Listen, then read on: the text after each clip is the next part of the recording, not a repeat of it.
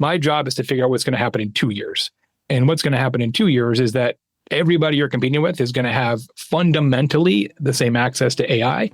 So you've got to come up with, all right, in that situation, what do we do different that actually makes us stand out?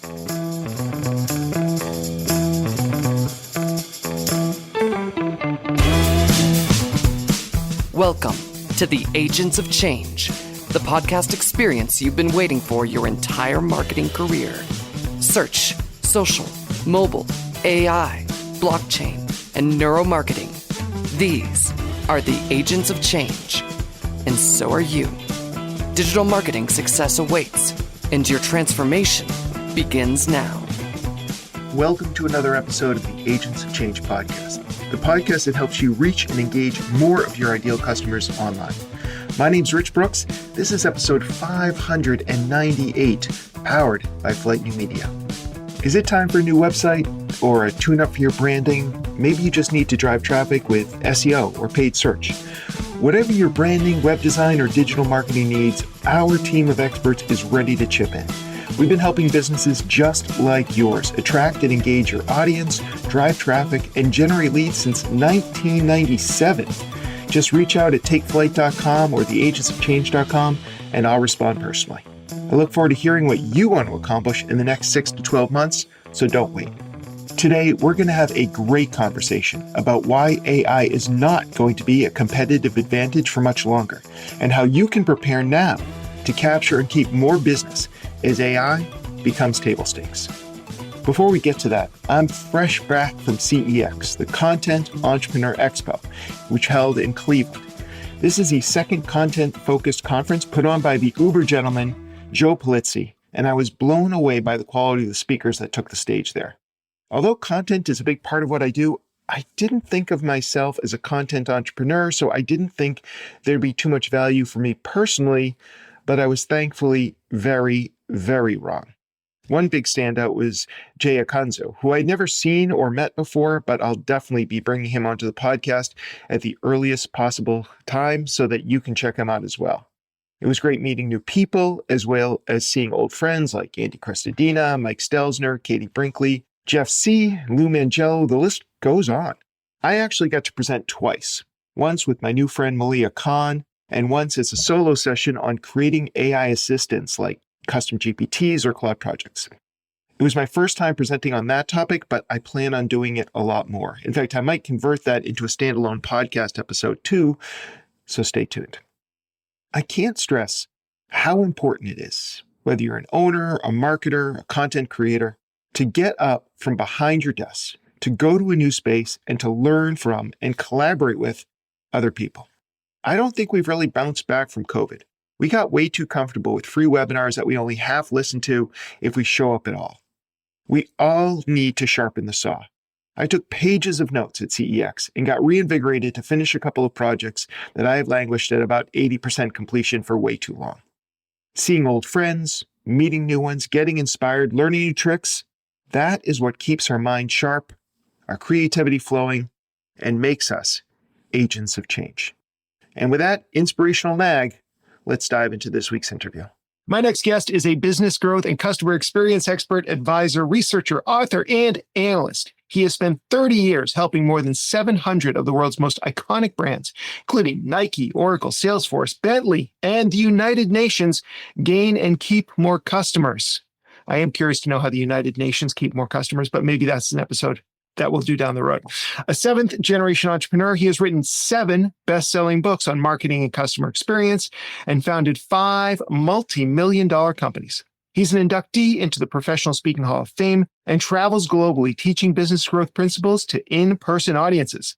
For 3 consecutive years, he has been voted a global guru for internet marketing and customer experience.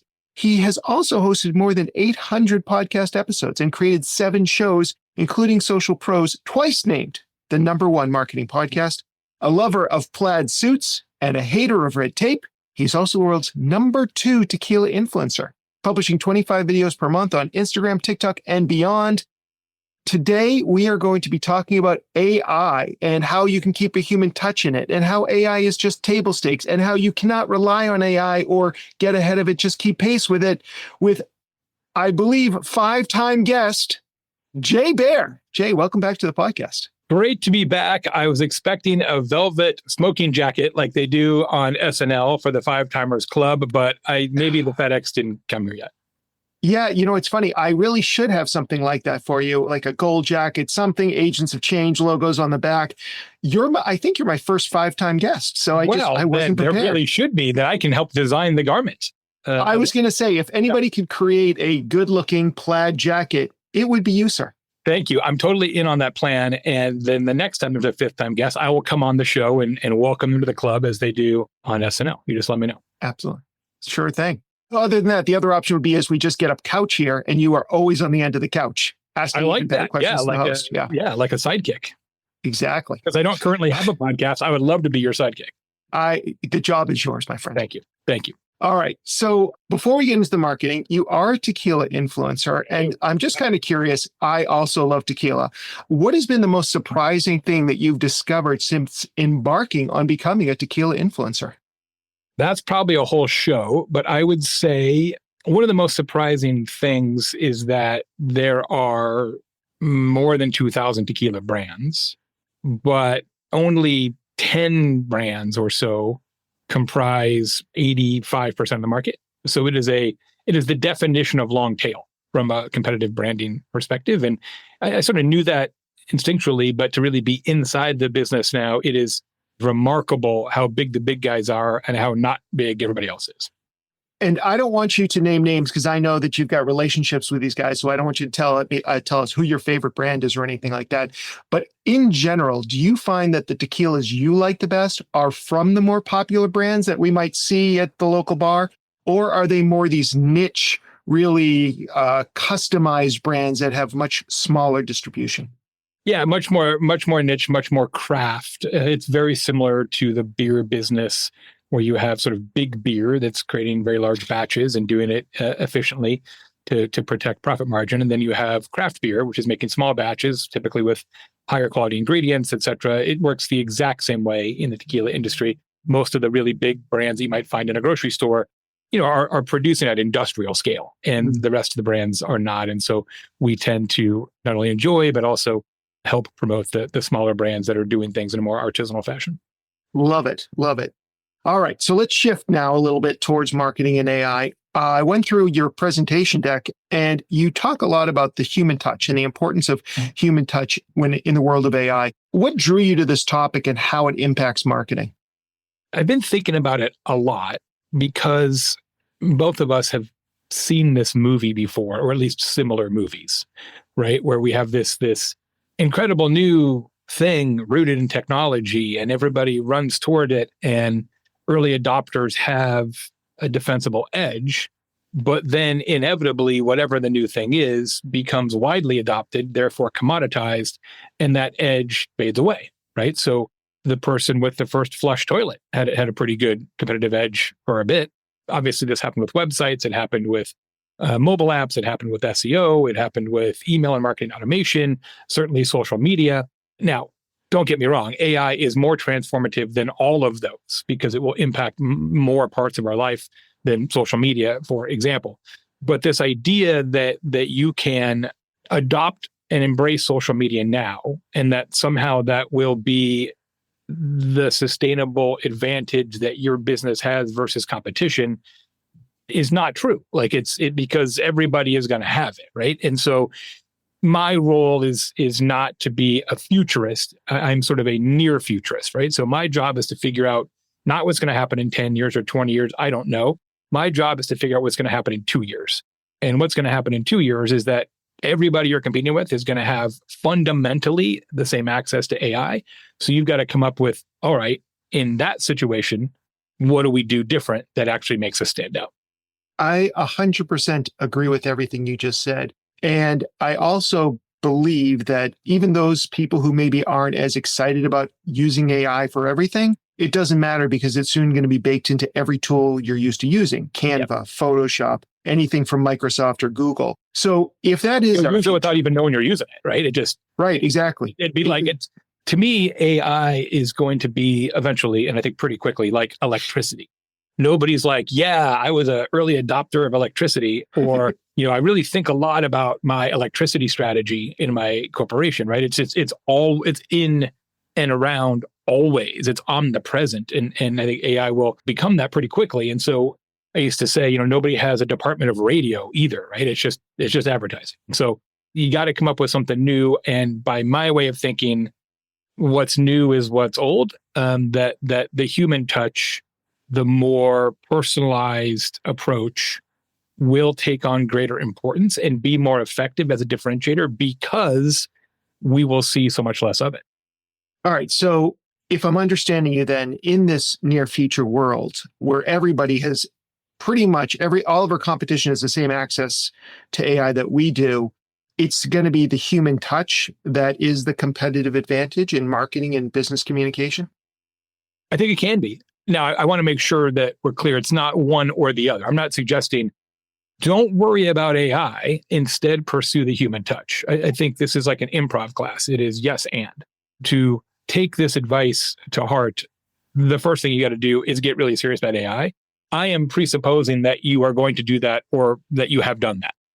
The next thing after that is how do you then go through your entire customer journey and say, where can we add back more humanity? Because those things will stand out. They will take on greater resonance because they will be fewer in number. I'll give you an example. So there's a bank in Canada called TD Bank. They're in the US too, but this particular version of it is Canadian. And they used to do this thing where when you completed your mortgage, right? So you got like a 30-year home mortgage, 20-year home mortgage. At the conclusion of paying off your mortgage, which is a big deal, right? You paid off your house. That's a pretty big deal. They would send you an email that said, Mr. Brooks, your mortgage is paid off. We have gone ahead and deducted $250 from your account as a mortgage dispensation fee per our agreement. Well, that feels like a kick in the nuts. So now they realize that that's not a great way to settle this. So now the branch manager calls you on the phone and says, Rich, we want you to come in and finish up the paperwork on the mortgage. So you get there, you're in a one-on-one meeting in her or his office. They congratulate you. They bring you up a cupcake with a candle on it. And instead of charging you $250, they give you a $250 prepaid Visa gift card as a congratulations. Now, does that cost them $500 per customer? Yes. But how many people are those customers going to tell about that experience? Right? It becomes a word of mouth marketing investment. And that's why this personal touch, which I call humankind, I think is going to be a terrific marketing strategy when everybody is instead leaning on robots.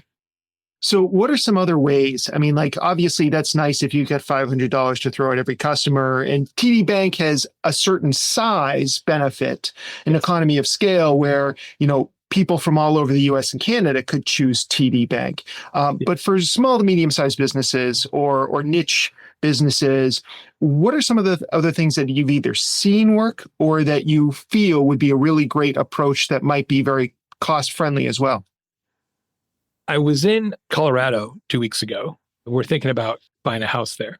And so I met a realtor for the first time and found him online, as one does. And then he was driving my wife and I around and showing us some different houses, et cetera. And the next day, he sent us an email and said, all right, here's the houses that I think you like the best. Here's some other listings that I found in the market that are kind of similar to those.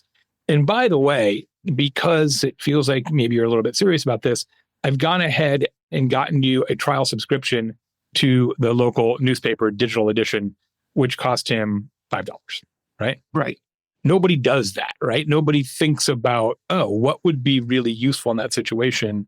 And I remembered it, and here I am talking about it on a podcast 2 weeks later, right? So you think about, how does that resonate with his customer? It doesn't have to be something that you give somebody. It doesn't have to be a gift.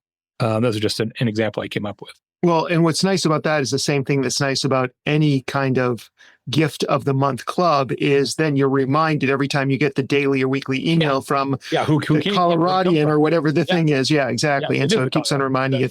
Yep. So those sound like some of the type of experiences that customers might then, as you've talked about, that it's a talkable point, right? They're going to go and they're going to share those sorts of stories, which I know is a whole nother thing that you've talked about in the past. But what does keeping it real look like in day-to-day customer interaction. So if I can see doing some magnanimous, I could look at pronouncing that correctly, magnanimous type of things for my clients, but maybe how do I get my team on board so that all of their touches are human touches with our clients? Yeah. I mean, some of it is like, I read so much every day, and I've just had a big conference about this recently, about the adoption of AI chatbots for frontline customer service. And like, I totally understand that it's going to happen. It has to happen. The efficiency gains are too dramatic to not adopt it, even for small businesses, in my estimation. But there's a way to do it, and there's a way to do it, right? There's a way to do it that says, okay, we're going to use AI to scrape easy questions off the top. And then there's a way to do it where we're going to use AI all the time, right? And so, my advice would be really smart about how you segment your queries and use AI only for the super basic repeatable things, and then free up people's time to do the more complex things and actually keep it real, like lean into the personal side of it. I mean, even Starbucks, right? They used to write your name on the cup, and then they stopped, and now they're writing their name on the cup again, right? And is that more efficient? No, but it's definitely more personal and human. Yeah, I agree. And I feel like there's things that are commodity marketing that are easy to outsource to AI, and then there's stuff that's not. Yeah. And it's that thought leadership content or whatever it may be, that human touch. Like, I know a lot of people love having AI write their emails for them. I honestly can't think of a worse use case than that for me personally. I'm not judging somebody else, but I'm just like, email and any communication for me is like the most important thing. I'll take half an hour refining an email to get it to say what I need to if it's a difficult situation. And I don't trust AI to do that. I might ask it for a tone check, but that's about it. So yep. I do see where the value comes. Do you have like a rubric or a framework that you can use to apply to what we should be automating and what maybe we should keep as that manual labor? I wouldn't say it's a rubric. Chris Penn has a really good rubric that he uses to kind of go through that. But the one I like the best is sort of this notion of use AI to handle things that are high repetition, but low emotion. And that requires you to think about the emotional resonance of each of your customer touchpoints, right? If you finished a mortgage, right, that's a high emotional context, right? I mean, that's going to happen once in your life, twice if you're lucky. And so that's like a big deal. You don't and shouldn't use AI for that. But somebody trying to, buy or return, probably a better example, return a pair of jeans, you can probably slip that one past the keeper on using AI to figure out how to get a return label. Right. And I would also say, as somebody who has spent too many hours on the phone waiting for a customer service rep, that there are times where I just would prefer to talk to an AI bot because I know it's going to be instantaneous. And if you can have your AI bot solve 90% of customer returns or customer issues, and then elevate it for that 10%, you're making everybody's life a lot easier. There's definitely places where AI could not just replace, but improve some of these interactions that we have with customers and clients. Yes.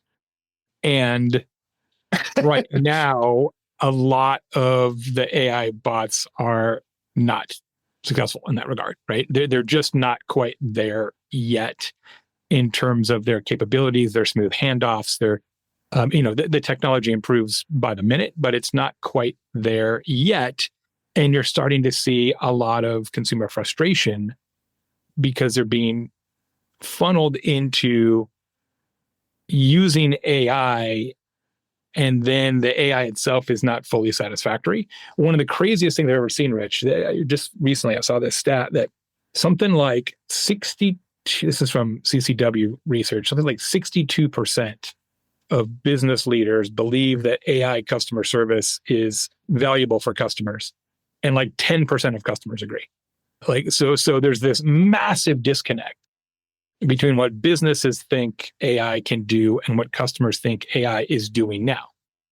That's a little disheartening, but it doesn't really surprise me. Because again, I remember when websites came out and everybody's like, well, this kind of sucks actually. And I remember when mobile apps first came out, like this is kind of clunky and hard to use. And even like old school pre-programmed chatbots, right? That didn't have the AI layer, same thing. So customers who get exposed to technology before it's fully baked are like, you know what, this actually isn't as good as I thought it was going to be. And that's sort of the hype cycle, right? That kind of puts a wet blanket on the whole deal. And then it gets better and they use it a second and third time, like, okay, now I get it. So I think we're, like a weird trough of disillusionment right now in terms of consumer use of AI, but I think we're going to blow past it eventually. Yeah, the AI tools themselves will probably get better. And when we can add agents to them, there have been times just recently, I had an issue with an Amazon order where what I ordered wasn't what I got. And they said, just keep it and we'll send you a new version of this, which they did. But then they kept on sending me invoices saying, if you don't return the other one. I couldn't talk to a robot to get this done. I ultimately had to talk to a person who could manually do this. There may come a point where the AI agent will be that smart and be able to say, I see what happened.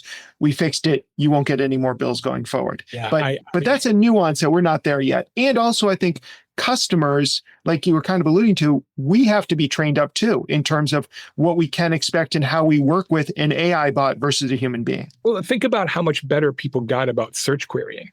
Right. You look at what people would type into Google back in the day. They'd type in like fishing.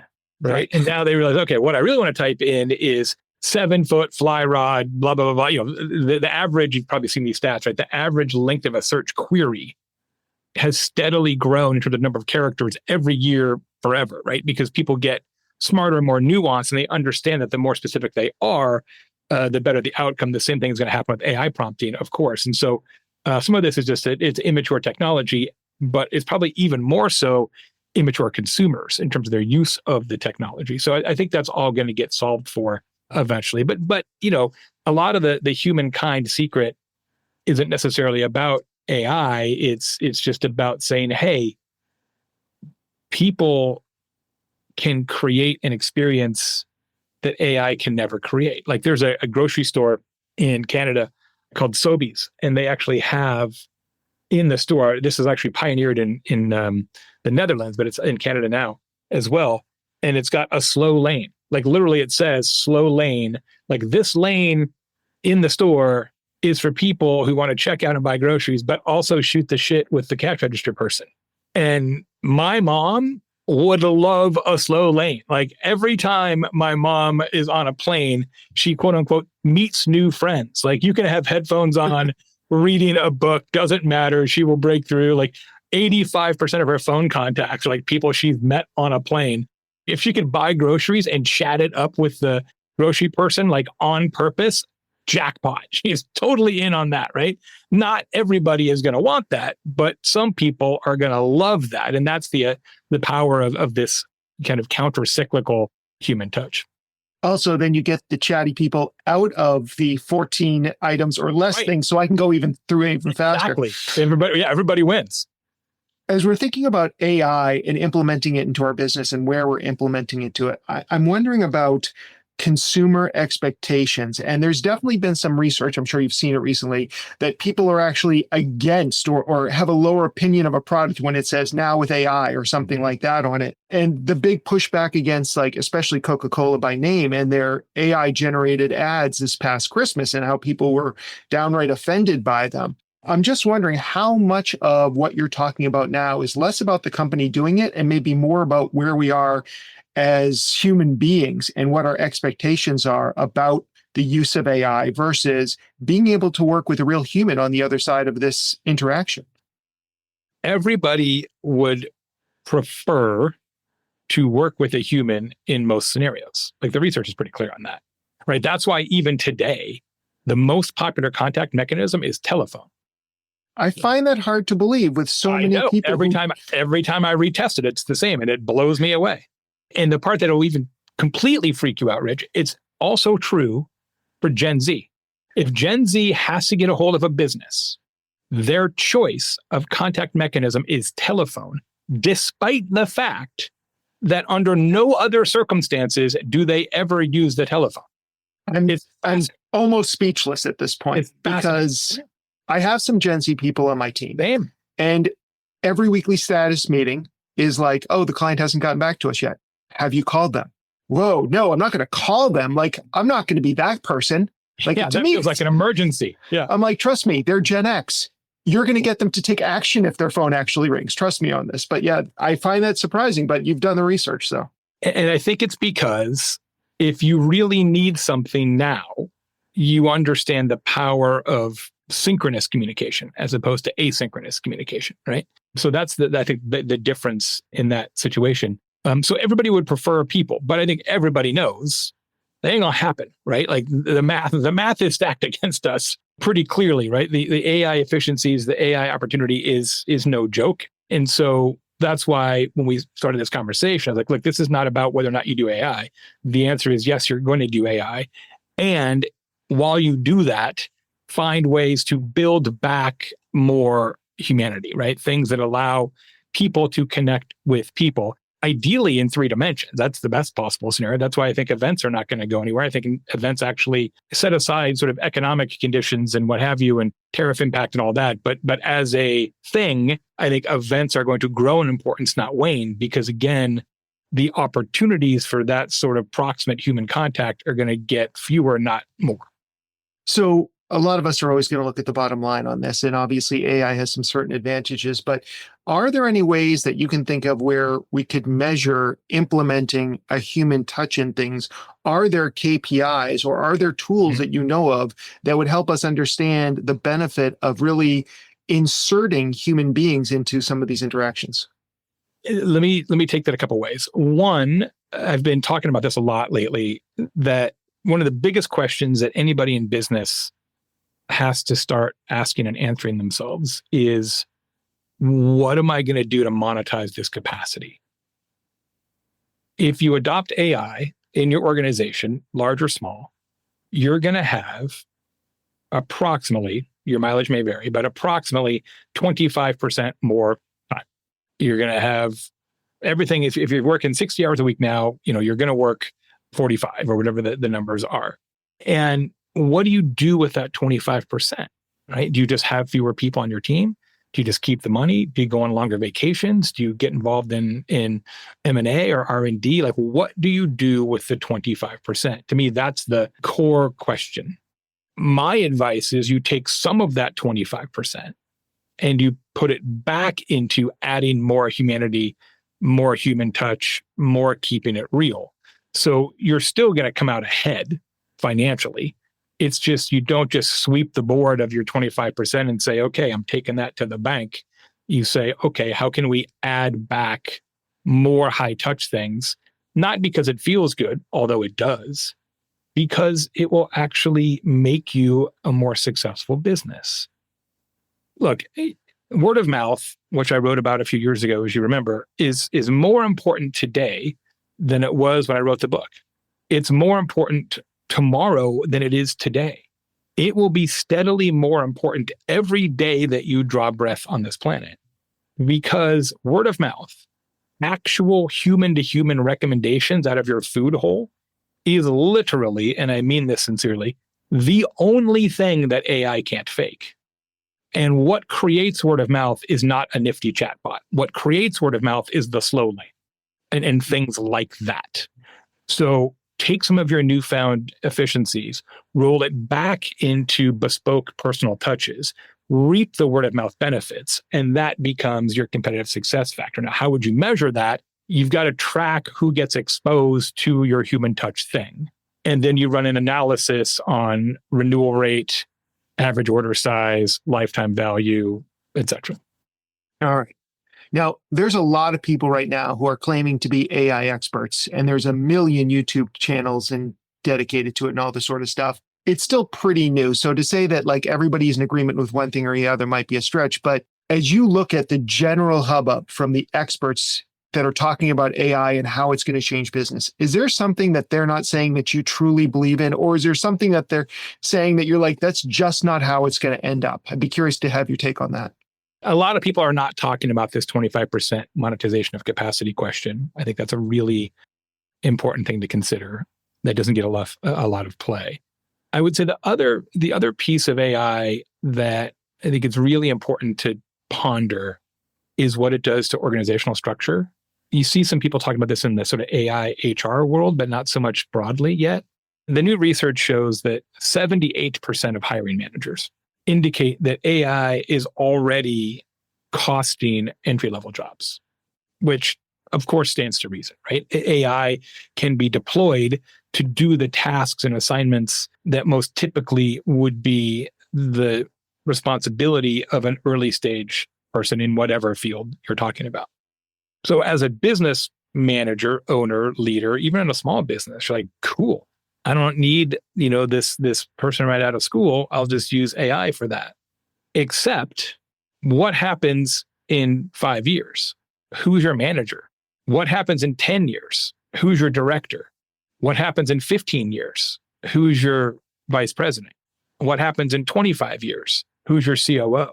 Like if we somehow stop bringing young people into organizations because AI can do it, we are hollowing out our organizations downstream without even realizing it. And I'm really concerned about that, about what that could mean for people who are maybe 10 years old now, 12 years old now. Like it's actually really scary to me. So I think we've got to say, hey, it's not about having fewer early stage people in our businesses. It's about redesigning our work styles and our org charts to say, okay, this role is now done by a digital colleague instead of a human colleague.